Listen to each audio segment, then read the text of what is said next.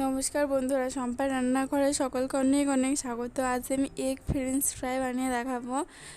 তো এই egg French fry বানানোর জন্য আমি দেখুন একটা বড় আলু নিয়ে নিয়েছি। এই আলুটা এবার ছুরি দিয়ে গোল গোল করে এভাবে কেটে নিচ্ছি। তারপরে এবার এরকমভাবে লম্বা লম্বা করে কেটে নিচ্ছি। আলুটা খুব পাতলাও না, আবার খুব মোটা করেও কেটে নিচ্ছি না। দেখুন মিডিয়ামভাবে এভাবে কেটে নিতে হবে। দেখুন আমি আপনাদের আলুর সাইজটা দেখিয়ে দিচ্ছি। দেখুন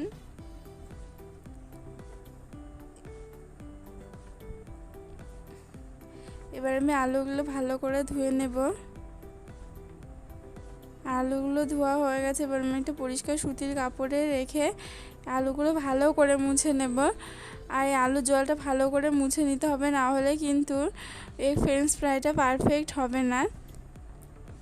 তো দেখুন এবার আমি এখানে নিয়ে নিয়েছি ময়দা, কর্নফ্লাওয়ার, ডিম, এখানে হলুদ, ধনে, জিরে, গরম মশলা ও লঙ্কার গুঁড়ো আছে। তো আর এখন দেখুন আলুগুলো আমি এরকমভাবে কেটে নিয়েছি। এবার আমি হাফ চামচ জিরে ও হাফ চামচ ধনে শুকনো কড়াই দিয়ে এভাবে নাড়াচাড়া করে নিয়ে ভেজে নিয়েছি। এবার আমি দেখুন এই মশলাটা গুঁড়ো করে নেব।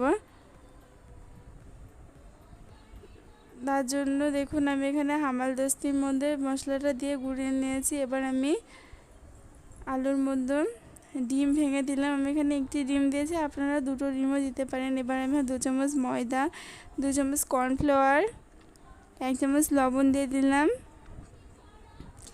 এবার এখানে 1 চামচ হলুদ দিয়ে দেব। এখানে আমি 2 চামচ ঝালের গুঁড়ো দিয়েছি, ঝাল যেমন খান সেই অনুযায়ী দেবেন। এবার আমি গরম মশলা দিয়ে দিলাম।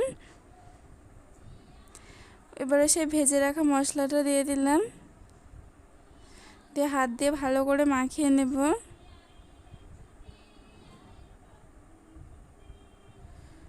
দেখুন আমি এবার কড়াইতে তেল দিয়ে দিলাম, দিয়ে তেল গরম হয়ে গেছে। এবার আমি আলুগুলো দিয়ে ভেজে নেব। আর এই ভাজার সময় আমি একটু মিডিয়াম আঁচে ভেজে নিয়েছি।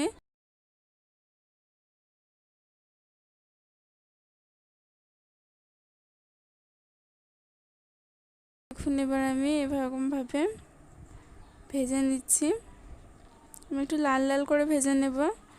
তো দেখুন আমার ভাজা হয়ে গেছে, আমি এগুলো তুলে নিচ্ছি। আমি আর কয়টা ভেজে দেখিয়ে দিচ্ছি আপনাদের। তো রেসিপিটি যদি আপনাদের ভালো লাগে তাহলে আমার চ্যানেলটি সবাই প্লিজ সাবস্ক্রাইব করে পাশে থাকবেন। আর আমি প্রতিদিন নিত্য নতুন রান্নার রেসিপি ছেড়ে থাকি।